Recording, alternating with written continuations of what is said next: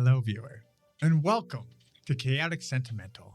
We are a small group full of big feelings and bad decisions. Let me introduce to you our wonderful storytellers. On this side of the table, we have Cassian. Yay! Thank you. And on this side of the table, we have Sam. Yay! And here at the head of the table, you have I, Charlie Dungeon Master.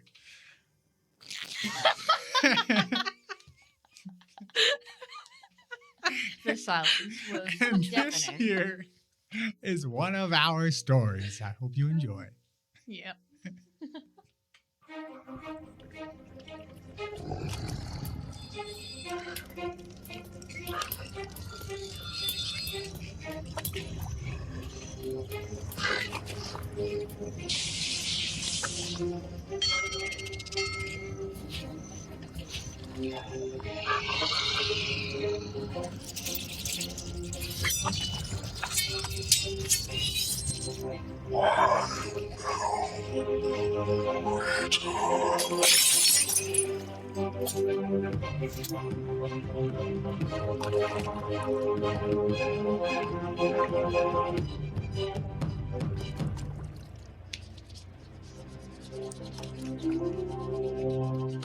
Here we come. Here we go. The mics are on and the cameras are on. Welcome back from our intro. I love that. It's so exciting. Let's jump right into it. The darkness is hungry. A wizard, a warlock, and perhaps a living shadow are all that stand in between. Aboard the Crimson Maw, Sorren, an ancient bloodthirsting captain seeking the extinction of a corrupted age, sails beside their newfound love, Talon. An eyeless abyss woman tiefling tiefling guided by shadow dragons. Man, words are hard. Welcome to a tragedy in the making. Like my reading of this. Bound by love, secrets, and impending ruin, they chase forbidden power and impossible answers aboard the Crimson Maw. Their goal is nothing less than the death of the sun and the destruction of a godlike entity. Salvation is within reach, but so is oblivion. Wow. You guys are in deep. Last we left Now we off. keep it light and easy. We keep it light and breezy here. We keep it heavy and windy. Last session, the two of you, well, the whole crew, the ship, landed at Rexy's Isle, a small island that you know of to stock up on for provisions. While there, you were attacked by, as your crew has named it, Rexy, the Isle's king of the lizards.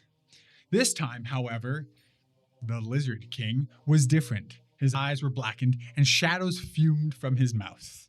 Just when you thought you had him within your... Just when you thought you had him at the edge of your sword and ready to slay him, he disappears into shadows, away from in front of you and behind you and Talon, and knocking her down with a quick tail whip and clamping her with his jaws, picks her up and attempts to run off into the jungly woods of Rexy's Isle. Fortunately, Sorren is fast as fuck, boy, and was able to get in front, catch up. I believe you ran up its tail. No, I jumped off a rock, did a backflip That's right. onto it, and then ran up its back. Yes. Mhm. Yes. You did some sweet moves with incredible agility as you chased down this T-Rex of shadows. And lizard tyrant. And It's not just slayed the mighty beast, rescuing Talon. As you plunged your sword into it and fell down to the ground, it poofed into a cloud of smoke and was taken by the winds. With the danger subdued, you were dealt with. The crew came back. You collected your provisions. You healed up Talon, You got yourselves back onto the maw and decided to choose on where you wanted to plot course to, because you were only able to get, I believe it was like 3 or 4 days of provisions,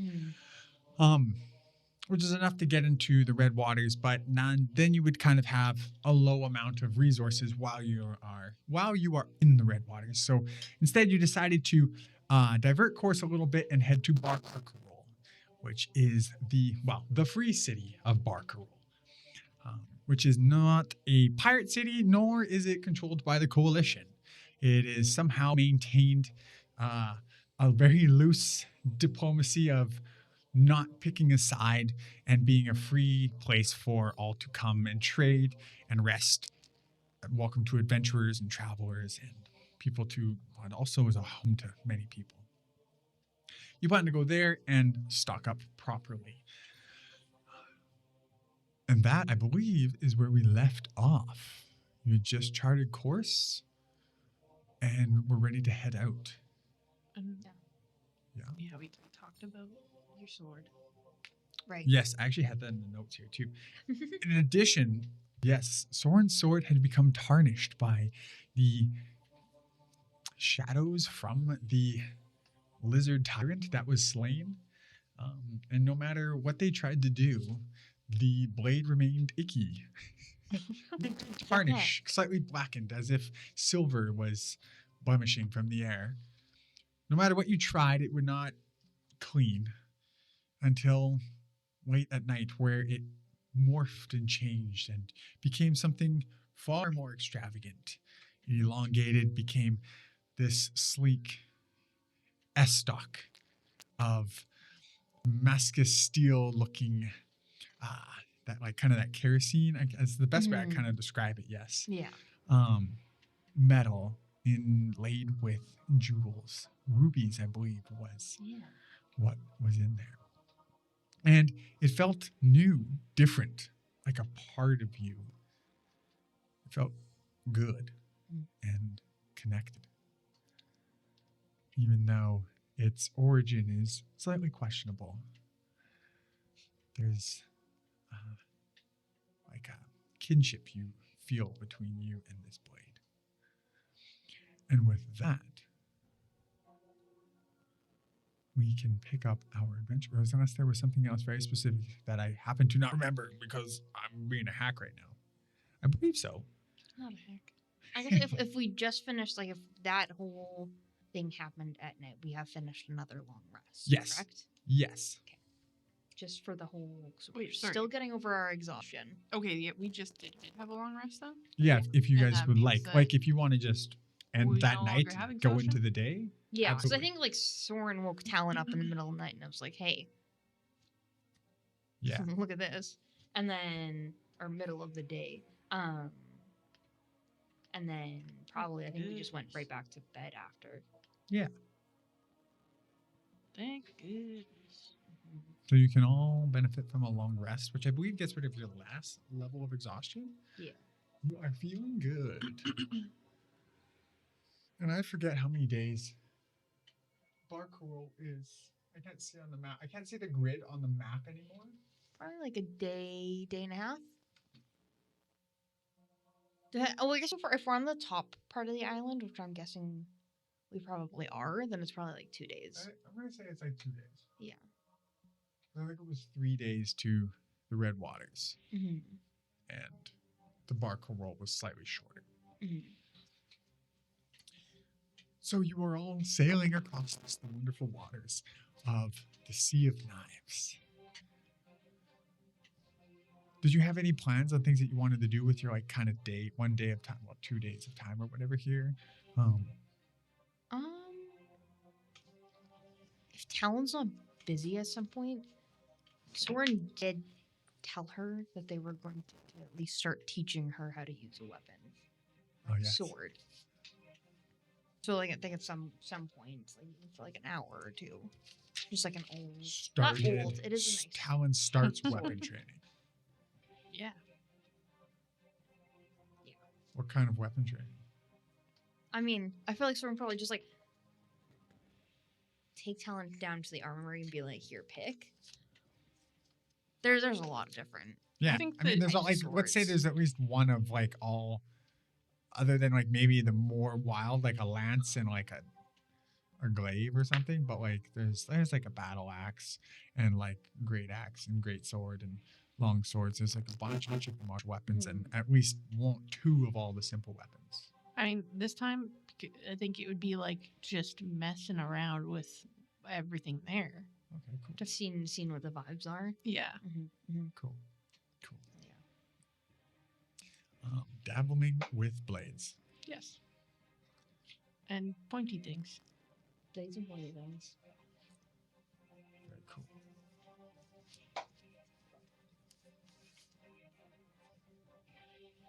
Okay. We'll say that happens your first kind of day and you start your first night. Yeah, that's what you do your first kind of day on your travels here. Talon. What? During one of your nights. Retro. Oh, The baby. music changed. It's always the music changes That's that the are best just part. That's my favorite part. Anyway. My favorite part is the long pause before I say one of your. Oh names. yeah, that's my And you favorite. go, oh no. That's my favorite part. I love doing that to players. It's very cathartic. Talon, you are asleep. And a dream begins to take form. Where you are.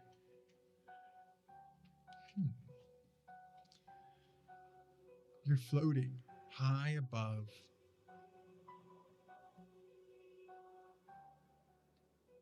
somewhere familiar. Hopefully not too familiar. It is pretty familiar. Oh. Retro. Reggie. So just pulling up my notes here quick.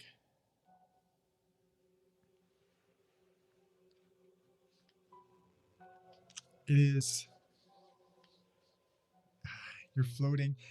It starts with a starless black sky as you're kind of drifting on your back. You can tell you're on your back because your arms and legs are kind of like sagging down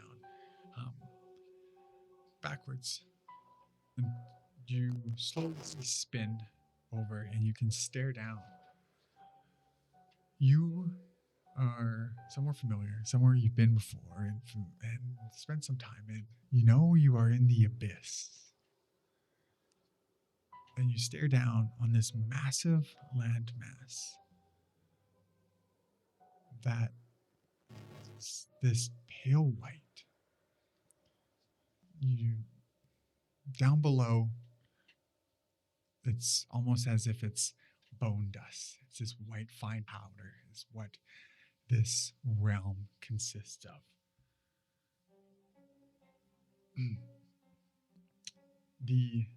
It's this, well, a lot of like mountainous kind of regions, but when it opens up, it's barren. There's these little 7-foot tall kind of stone, little scraggly spires. Everything has this look of abandonment. No matter what you stare at, it's as if it's been left here and forgotten. There's a large body of water kind of in the southwestern section. You are staring down at Hollow's heart, the realm in which Lou controls.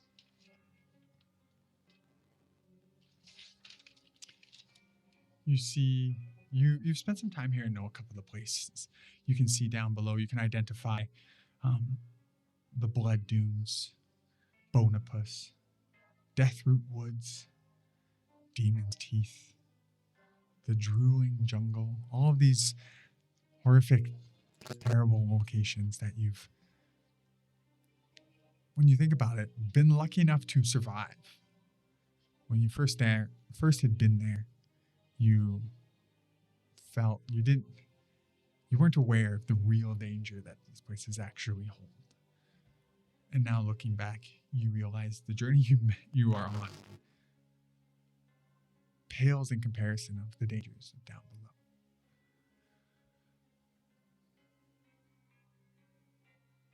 Pause for dramatic effect.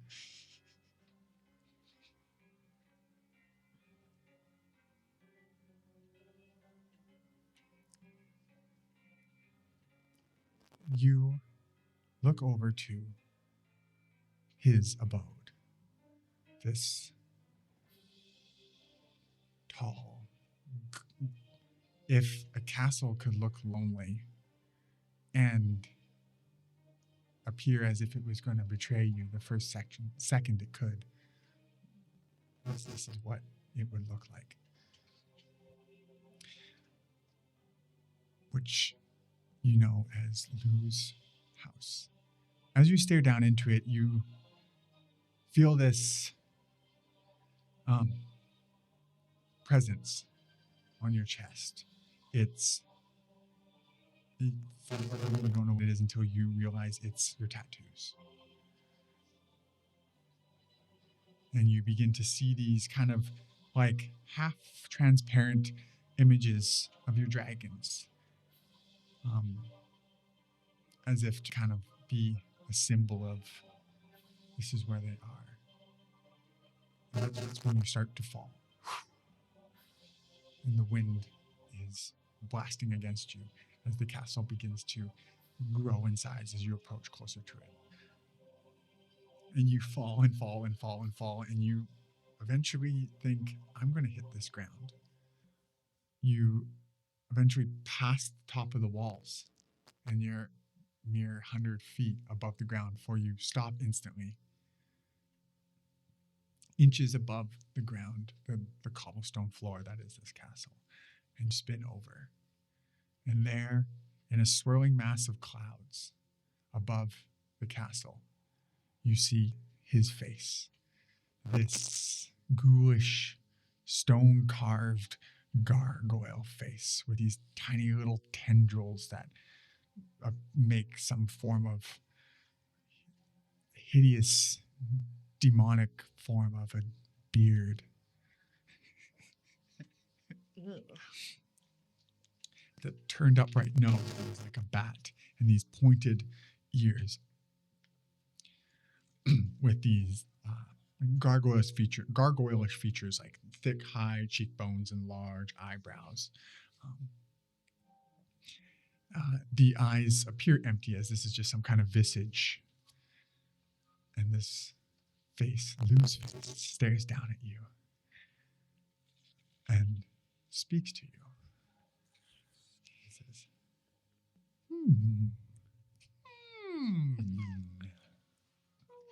Talon,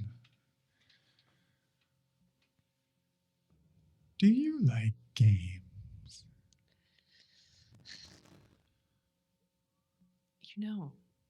You know the answer to this because you've tried to play plenty of games with me.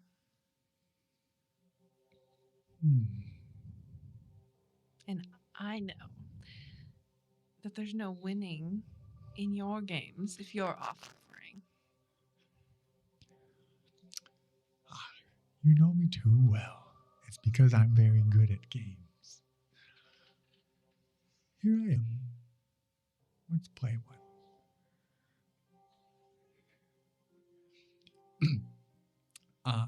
Amalgamating out of some other clouds, a large hand comes out. One of his large stone carved gargoyle fists comes floating down and opens up. And before it, you can see your dragons encased in this crystal sphere, as if like a bubble, locked away, and they swirl around each other as they always do in their little infinity pattern, back and forth, swishing.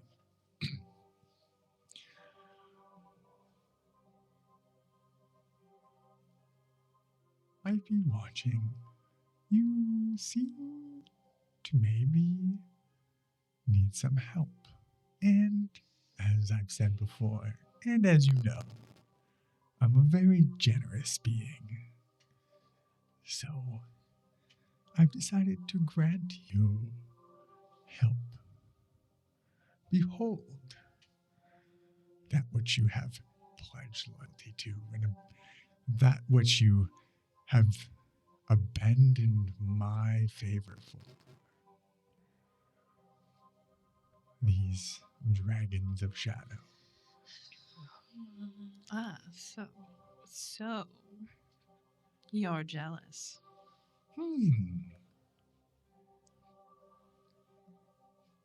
Unlike some of the other lords down here, I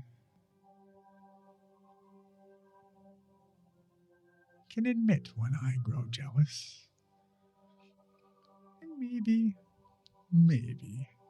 as he kind of lets go of the sphere, and then with the large hand, makes a tiny little, a small bit.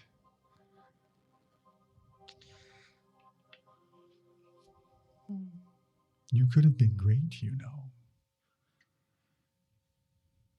I could have been great. But by what? But what do you mean by that? Wouldn't you like to know? And would you believe me if I told you?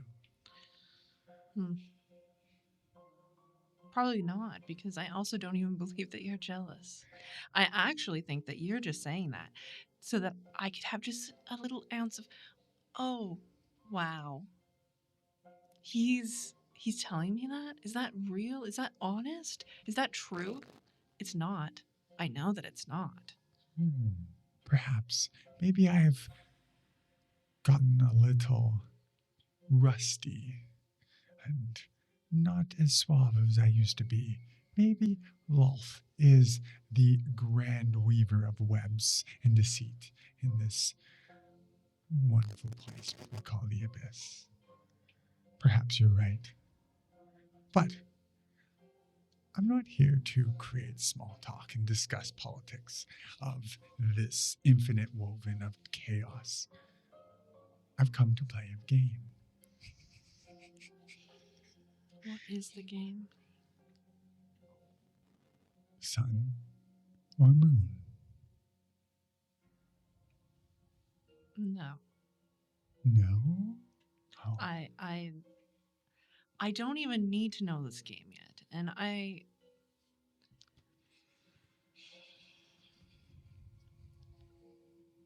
you're going to...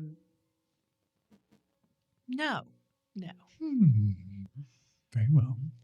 You can be a spectator. No.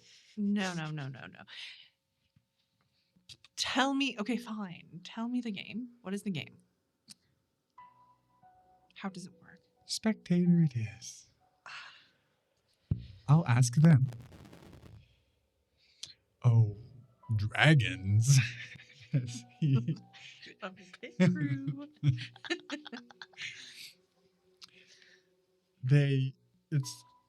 kind of like muffled behind like glass is the way their voices sound. And they don't really answer to you. They instead kind of like,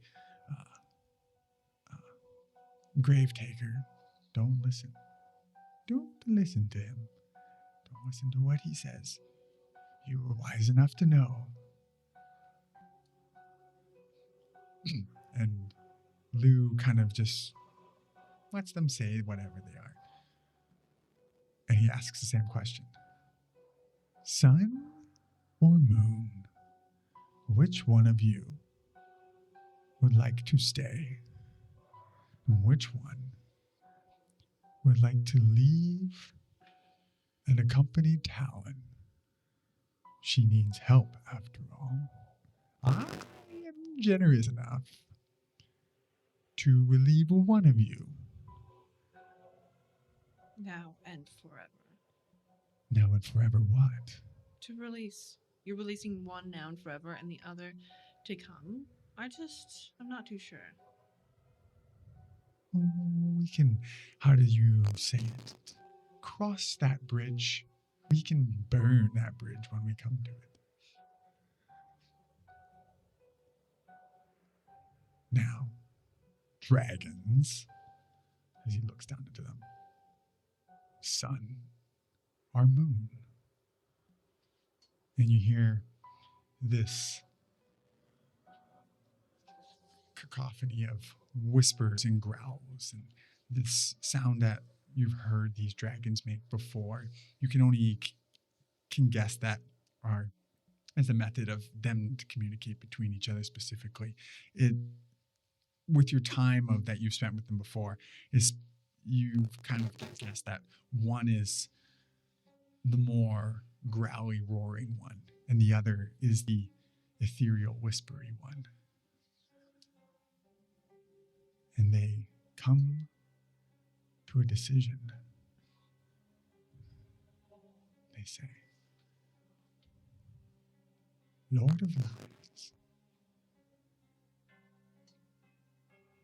I, the moon, will come. The sun will stay. The sun stays. The Sun Eater says, I take the burden to stay and hold place forever, how long this plans to be. And Lou goes, very well. And crushes the crystal ball, this bubble, as you hear. And he opens his callous-clawed hand. And out spewing forth comes the Sun Eater. Whatever they chose, he had chose the other. The Sun Eater that wished to stay is now freed. And you see it in this kind of weakened and defeated free fall, tumble down. It doesn't grow in size as it gets closer to you as something would. It seems to stay the same size and eventually getting closer and closer, and as if now the size of a pixie dragon, something that you could hold in the palms of your hands, eventually falls and collapses against your chest and disappears in the smoke. And you feel the Sun Eater tattoo. Like, I want to say fuel lines, but those don't exist. But as if a withering plant now filled with life and water expands. You can feel the Sun Eater have returned to you, become free. You can feel their presence again. Their grovelly and draconic voice, their echoes, their whispers are in the back of your mind. Something you had forgot that were actually always there before until they were gone. And you had spent enough time now for them to not be there, that they're present enough now. And Lou opens his palm, and there is the Moon Eater swirling around in the bubble alone. And it kind of shrinks a bit as he holds it into his two fingers and then throws it into his little mouth. There. I believe this generosity will help you on your journey to retrieve what you were looking for me.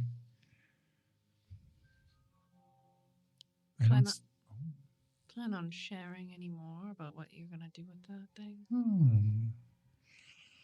I suppose I could. I'll give you a little hint. I am someone who desires a great many things, and a few of which are rather hard for me, yes, even hard for me to obtain. But with the assistance of this machine, I can, well, retrieve it rather easily. Does that change the rules Rules of what? of what you want? Oh. I don't think it changes the rules. Perhaps it's a failsafe. Perhaps what you are conceiving with your mortal mind is not what you think it is. I think we both know what you want. And we both know rules change all the time. So you think you'll actually be able to hold it in your hand again? I a great many things, Talon, and all of which I know I will achieve. I don't think it's going to work like that. You're trying to agitate me. Because I think that most powerful witch was able to bind it pretty well to keep it away from you. And what do you know of this witch? You know nothing, Talon. So you think. Tell me, why is it that I still have hold of you? And he clenches his fist and wrenches back towards himself. And you feel like as if you are like tethered but somewhere along your back as it pulls you down into the ground and you are held against the stone floor. And the face grows as it comes close into you. You can almost feel this demonic breath, whatever his visage is. Don't forget, I own you, no matter what your dragons tell you. I am far greater than anything they ever will be. She spits in his face.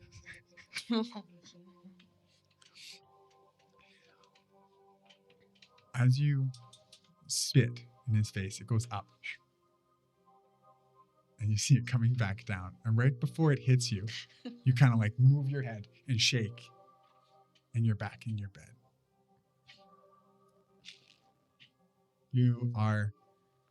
Your hands, your palms are all clammy and cold. Your feet are cold, but you feel yourself like sweating. The bed is kind of like damp and just uncomfortable as you kind of like pull the blankets off of you just to like feel this, to be free of the heat. But then immediately it just feels cold, and it takes a few minutes before you to kind of like adjust and regulate and just feel comfortable again in this bed, whether it's sit up, walk around, or lay, or flip the pillow over, or whatever it is. But for a little bit, you're just in this weird cold sweat of uncomfortability as you kind of come back to reality. If you look at the tattoos on your body, one is darker, that of the Sun Eater, and the other slightly muted, faded. Perhaps they were both at that level before, and the Sun Eater now is more rich.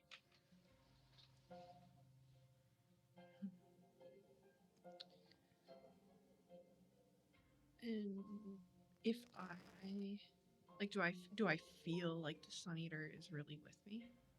Yeah, kind of. Yeah. Kind of?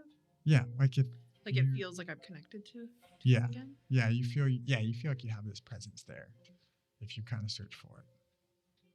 Okay. It's easy to notice now that like it has been gone and now it's here.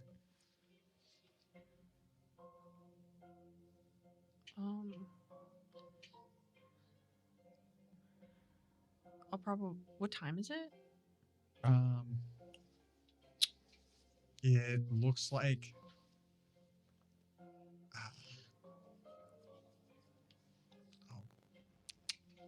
yeah, the moon's high. It's very dark outside. You're not. We're still we're still sleeping that late? Oh wait, are you doing daytime now? Or are you doing nighttime shifts? Still, What was your shift? What's your shift? Okay, hold on. what? What would be for you now, like an hour before the morning you get up? Probably like 3 p.m. to 3 p.m. Okay. Right before the sun sets, kind of thing. Yeah. Yeah. I think we Okay. get up Then on- the sun is Okay, yeah. Then the sun is like not yet set, but will set in like an hour. So it's like the morning of the night. Yeah. Yeah. It's like our or early morning. It's like twilight. Then in that case, I'm probably just gonna sit there for a few minutes and then to just kind of absorb all of that. And then I'll just start getting ready for the day.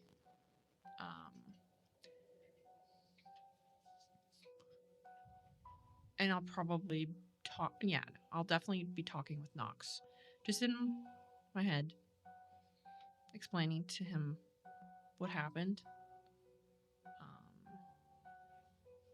Because someone needs to know immediately before I talk with anyone else. Just like, Work through the thoughts.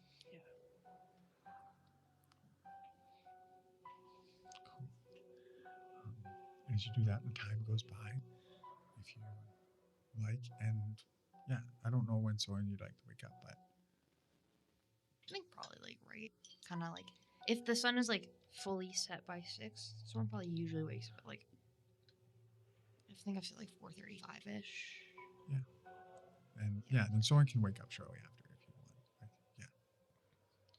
I think I probably would have gotten ready enough to like dip out right before they wake up. Okay, cool. Do you plan on talking to them before Barkle? Yeah. How far away are we? You still have like one more day. Okay. So it's like, yeah. You'll arrive at Barkle around this time in one day, like 24 hours. Or whatever. Doesn't matter. You have like one more day. Talon's just in her head a little bit right now. Okay, cool.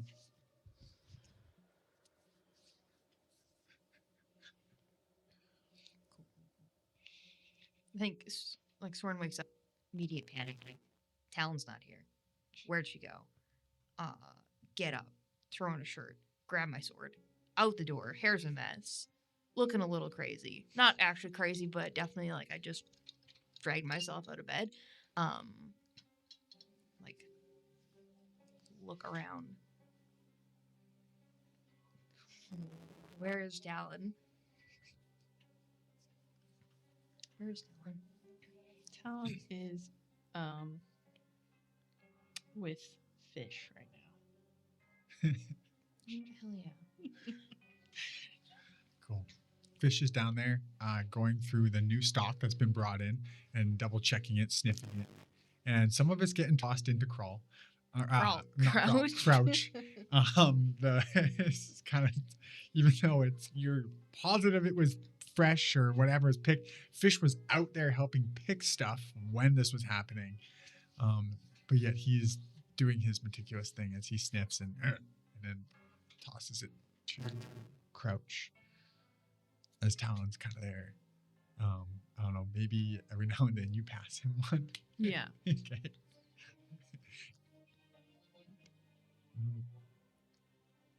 12 out of the 10 that you pass him. 12 out of 10. More than 100%. 12 out of the 10 you pass him, he throws in the crouch. So more than okay. Like if you sniff them and like make your judgment and like you say it's good, he'll sniff it and like throw it in the crouch. Whatever you think what is like, nah, there's something wrong with it. So much good food wasted. This guy. Yeah. Otherwise, if you wanted to talk, Fish will be down to talk. He could probably just be mumbling about random things to you or whatever. But other than that, I would just be talking to him about like, what kind of stuff did you talk to my sister about, and what kind of things did the two of you do while you were in here? She is diligent with her onion sorting. oh, no. And like, honestly, not even cuts either. Needed more practice, but didn't want to like hang around and do it. Always try to do it as fast as she could to get out of here, which I get, but not going to be a good onion cutter one day. That's for sure. I'm sure she'll be. I'm sure she'll be fine. As an onion cutter, Yeah. Yeah. I think that's a Yeah. sisterly bias. You think?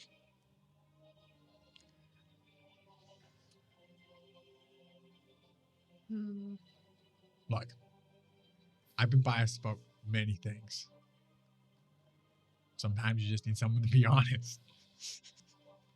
Maybe if she dedicated I think you're too picky with onions. a good, you know, I'll admit that. Okay. But it's not going to stop me from picking the good onions. Doesn't matter. Probably with a good amount of dedication. Let's say 10 hours a day for like 10 years. 10 hours a day for 10 years. That's how long you took. No, 10 hours a day for 3 years. And then she'll be a master onion. She should be. If she's not, then it was never meant to be.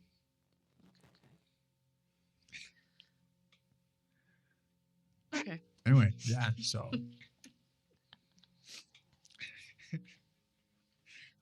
Sorry, this is kind of the conversation as you come down. Well, I think, yeah, Sorren, like, grabs the closest crew member as soon as they walk out and it's like, where's Talon?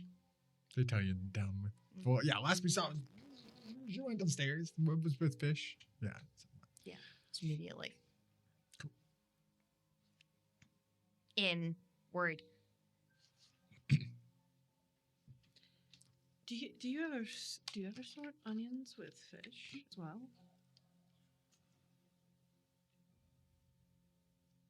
No. No. You're all right. You're okay. I'm fine. What's wrong? Yeah. What are you? What, Sorry. don't- Sorry. My bad. Yeah. Maybe if you don't want me to listen, don't talk in front of me. No, that's.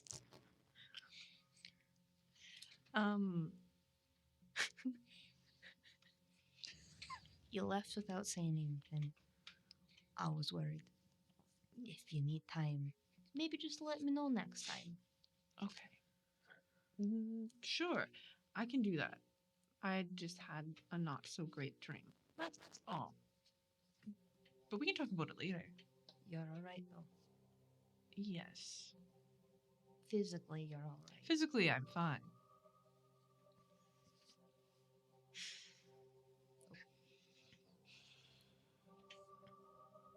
Okay. I think Sorren just kind of does like that.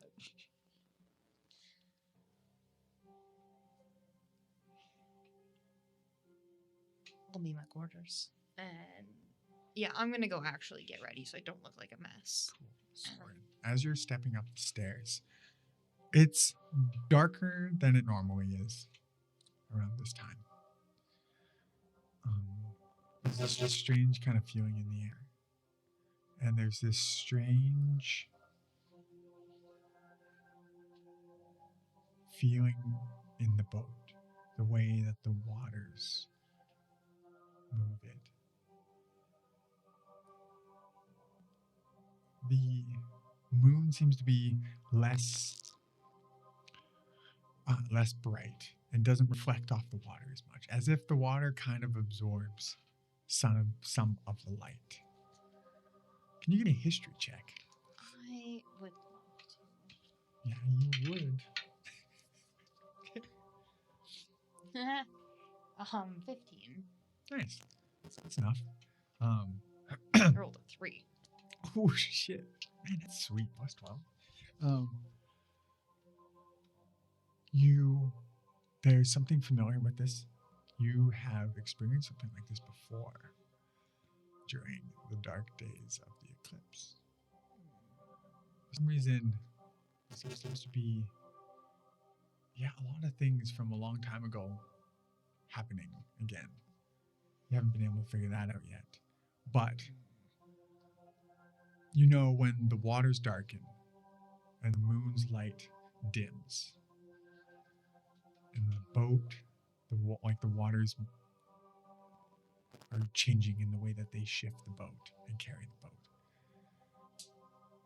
there is something coming. Something heavy and dark, though not big, though terrifying. You have faced one before. Not with this crew. A while ago. Many, many, many, many years ago. And many of the people there died. Cool. Memories consumed and lost. Their minds hollowed out. Right. It's like an immediate, like, all hands on deck, like, arm yourselves. Cool, you're ringing a bell. Cling, cling, cling, cling, cling. Yeah. Cool. I'll go. Yeah, Talon, you hear this from up above. Fish hears it, and there's like a look of worry on his face. Like, whoa. Is that a ship? What are you supposed to do in these moments? He reaches like behind a barrel and pulls out like a fuck off cleaver. Like it's like he has like his normal cleaver, and this is like if you were to chop the head off of a pig. He pulls this out. This is what that means, and he and he basically just tightens his leather apron and start going up the stairs. Other people, other crew members, like even Sorren, who's normally just like fucking chaos gremlin, is like fitting his coat on, and you can see there's like a couple. Yeah, there's a couple little rockety things in his trench coat on the inside pockets. And he's kind of throws his thing on. He's got his little lantern that looks like a little crab on his shoulder. As it starts, they run up. Sorren. Amidst all this, you see in front of you this strange kind of slice in reality, in the air. You're not quite sure. It's as if there's a seamed line and then it splits and shifts off like a screen tear on a computer. And a dark, thin line of shadow, black darkness appears and spewing forth like a smoke that kind of falls down to the ground, lands onto the deck, and begins to swirl in some kind of light little coily mess as it kind of forms this spirally snake that eventually appears as if it's like chasing its own tail. And once all of this smoke, this darkness is spewed out of this crack, it kind of slips shut, and this mass slowly builds itself up into this humanoid form that never really becomes clear. It becomes this silhouette, this shadow, this black shadow of this human man, ghost, you're not quite sure. And as this completely blacked out physical 3D form of a shadow stands in front of you, you see eyes open up on this being, but not at first where normal eyes are. Instead, on the shoulder and the torso and the leg and on the back of the hand, as these eyes kind of open and blink before they kind of like close and then intermittently open up. Every now and then they'll like look around and close before eyes on what would be their face open up. And that's where we're going to end our little session today. Oh my goodness. Oh boy. Got me stressed out. And Stressed. we will pick this up later. We shall see you in the next game. Thank you so much for watching. I forget how these outros just go. We are Chaotic Sentimental. Give us a like, give us a comment, and please subscribe. And if you really, really want to keep up, which we hope you do, ring that bell or whatever. Ring that bell.